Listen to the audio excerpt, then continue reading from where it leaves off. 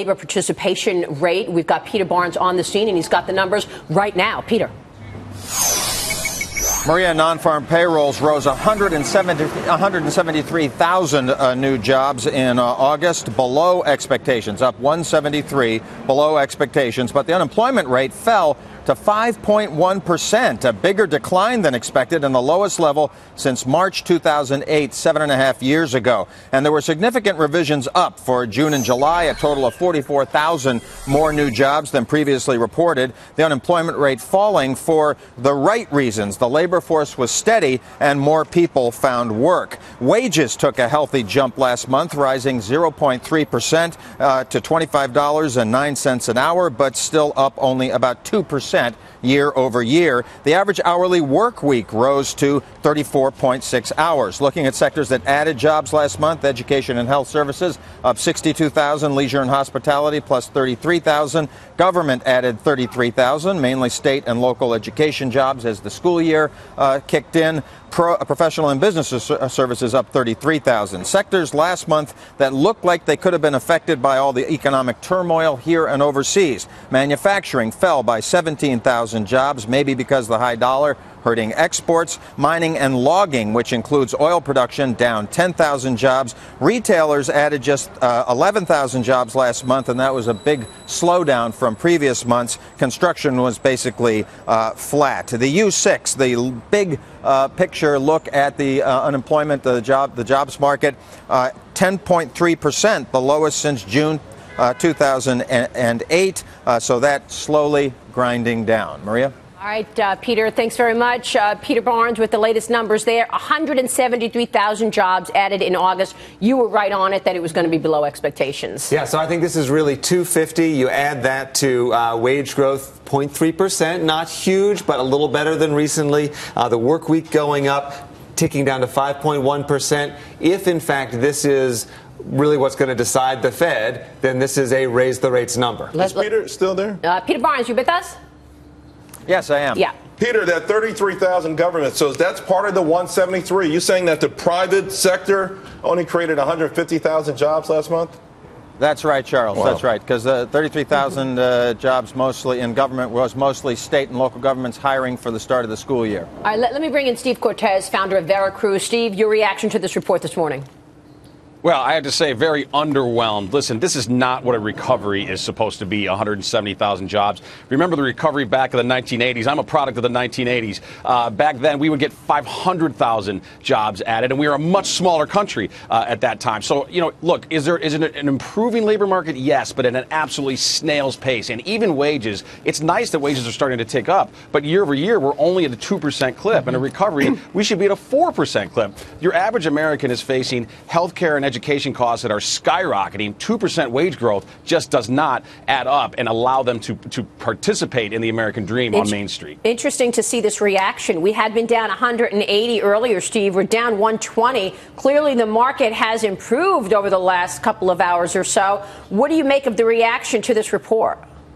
Well, my guess is, it's going to be tricky here. My guess is stocks, and I'm generally bearish because I'm very skeptical on global growth. I think the U.S. for a long time has been Atlas really carrying the entire global growth scenario on its shoulders. Whether or not Atlas will shrug, we'll see. But for the near term, I think that perhaps stocks might do better because I do believe the Fed is on hold. I do not believe in this kind of environment the Fed can justify raising rates. Fed on hold. And that might help equities for the near term. But again, on hold for how long? Because the expectation has declined that they're going to raise in September. So they can wait until December. They can wait for several more jobs reports. They can wait for, as Jack Otter's been talking about all morning, the revisions to this report, which we clearly will see. And to Peter noted, 44,000 extra jobs added in the month of July and June. So revisions there, better there than originally reported. Joanie, what does the report say about where the jobs are? Well, when you look at it, I was surprised that there's not more jobs in the professional and business service sector. That number's low. So with that's been a place of hiring. Yes, that's been. So that was a significantly low number. I would expect with revisions next month that we see that number bump back up because those are really where the jobs are at. Retail, again, has been a little bit stronger. So retail only came in at 11,000. So what is surprising to me is that we didn't see more construction jobs this month. You know, the housing numbers have been so strong. You hear also just the craze with, you know, Home Depot and Lowe's, the home improvement projects. You know, people are kind of back into investing in their homes.